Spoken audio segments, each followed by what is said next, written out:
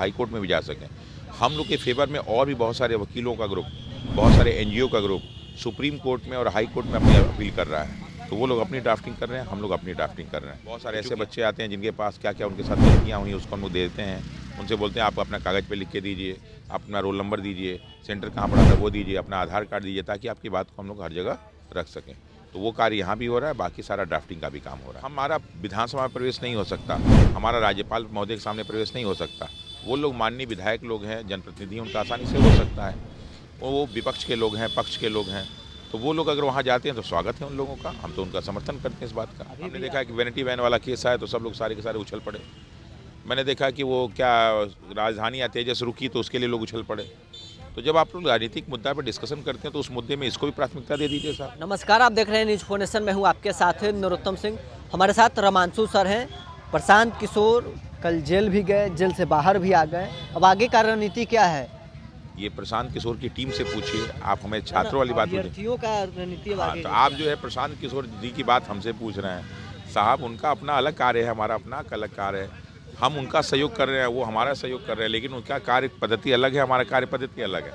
आप ये पूछिए कि आपका जो ये शिक्षा सत्याग्रह चल रहा है, इसमें क्या हो रहा है, तो मैं उसको उस तरह से जवाब दूंगा। आगे का आप ही का मैं रणनीति पूछ रहा हूँ कि अभ्यर्थियों का रणनीति क्या है? कि प्रशांत किशोर के साथ गांधी मैदान में बैठे हुए थे, वो तो अभी फिलहाल बीमार हैं, हॉस्पिटल गए हैं, तो अभ्यर्थी आगे क्या करने वाले? देखिए, अभ्यर्थियों का मुख्य स्थल यही है, शिक्षा सत्याग्रह की गंगोत्री यही है। हम लोग चूँकि क्या है कि कई स्तर पर लड़ाई लड़ रहे हैं, तो उसमें एक स्तर का लड़ाई हम लोग का कोर्ट का भी है। तो कोर्ट में सारी चीज़ों की ड्राफ्टिंग हो रही है, क्योंकि हाई कोर्ट आज ही खुला हुआ है, 7 तारीख है ना, तो आज ही खुला है, तो उसकी सारी की सारी ड्राफ्टिंग हो रही है ताकि हम लोग हाई कोर्ट में भी जा सकें। हम लोग के फेवर में और भी बहुत सारे वकीलों का ग्रुप, बहुत सारे एनजीओ का ग्रुप सुप्रीम कोर्ट में और हाई कोर्ट में अपनी अपील कर रहा है। तो वो लोग अपनी ड्राफ्टिंग कर रहे हैं, हम लोग अपनी ड्राफ्टिंग कर रहे हैं। तो चूँकि हम लोग का क्या है, जो टीम है उसमें कुल मिला के 20-25 लोग हैं, बाकी लोग आते हैं जाते हैं। तो कुछ लोग यहाँ बैठते हैं ताकि जो लोग आएँ उनकी समस्या को सुनें। बहुत सारे ऐसे बच्चे आते हैं जिनके पास क्या क्या उनके साथ गलतियाँ हुई उसको हम लोग देते हैं, उनसे बोलते हैं आप अपना कागज़ पे लिख के दीजिए, अपना रोल नंबर दीजिए, सेंटर कहाँ पड़ा था वो दीजिए, अपना आधार कार्ड दीजिए, ताकि आपकी बात को हम लोग हर जगह रख सकें। तो वो कार्य यहाँ भी हो रहा है, बाकी सारा ड्राफ्टिंग का भी काम हो रहा है। मतलब हाई कोर्ट में अब मामला चल गया है। बिल्कुल, कोर्ट में हम लोग तीनों तरफ से, कार्यपालिका, विधायिका, न्यायपालिका, तीनों से, क्योंकि लड़ाई छोटी नहीं, लड़ाई बहुत बड़ी है और इस लड़ाई को जीतने के लिए हमें हर स्तर पर लड़ना होगा। बिहार के जो नए राज्यपाल आए हैं, कल महागठबंधन के तमाम विधायकों का शिष्टमंडल मुलाकात की है बीपीएससी मुद्दे पर। आज पूर्णिया से सांसद पप्पू यादव भी मुलाकात किए हैं, क्या प्रतिक्रिया? देखिए, हम लोग शुरू से कह रहे हैं कि कोई भी राजनीतिक दल के हम विरोधी नहीं हैं, ना ही किसी के समर्थक हैं। जो भी छात्रों के साथ हैं हम उनके समर्थक हैं। तो हम लोगों ने सबसे पहले दिन से आग्रह किया कि आइए साहब, हमारे इस जो है सत्याग्रह में आप भी शामिल होइए, रात में रुकिए हमारे साथ बैठ के खाना खाइए, हमारे साथ बैठ के चाय पीजिए, और जैसे हम लड़ाई लड़ रहे हैं आप लड़िए और हमारी बातों को, क्योंकि हमारा विधानसभा में प्रवेश नहीं हो सकता, हमारा राज्यपाल महोदय के सामने प्रवेश नहीं हो सकता। वो लोग माननीय विधायक लोग हैं, जनप्रतिनिधि, उनका आसानी से हो सकता है।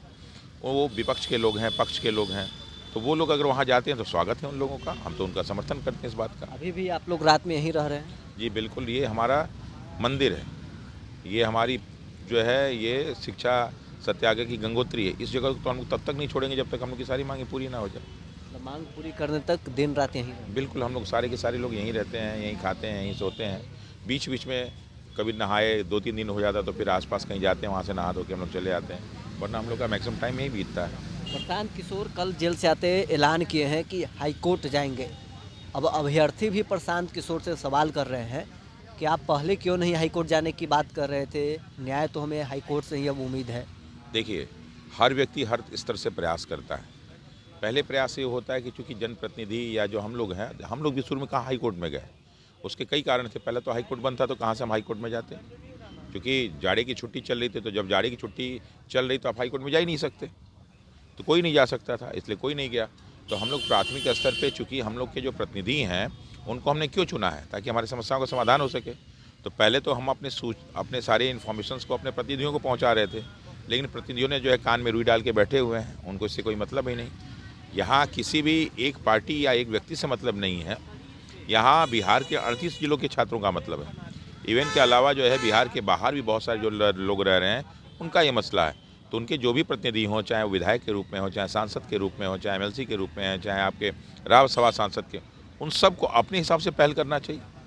एक छोटी सी घटना हो जाती है तो सब लोग पहुंच जाते हैं, हमने देखा कि वैनिटी वैन वाला केस आया तो सब लोग सारे के सारे उछल पड़े। मैंने देखा कि वो क्या राजधानी या तेजस रुकी तो उसके लिए लोग उछल पड़े। तो जब आप लोग राजनीतिक मुद्दा पर डिस्कशन करते हैं तो उस मुद्दे में इसको भी प्राथमिकता दे दीजिए साहब, और आप सब लोग मिलिए, सारे लोग को काम कीजिए, सबका हम स्वागत करते हैं। तो चलिए, रमांशु सर हमारे साथ थे। प्रशांत किशोर जेल से बाहर आ गए हैं, उसके बाद हमने रमांशु सर से बातचीत की है। अभी भी दिन रात गर्दनीबाग में ही रह रहे हैं। बहरहाल इस में इतना ही, अब बने रहे न्यूज़ प्रोडक्शन के साथ।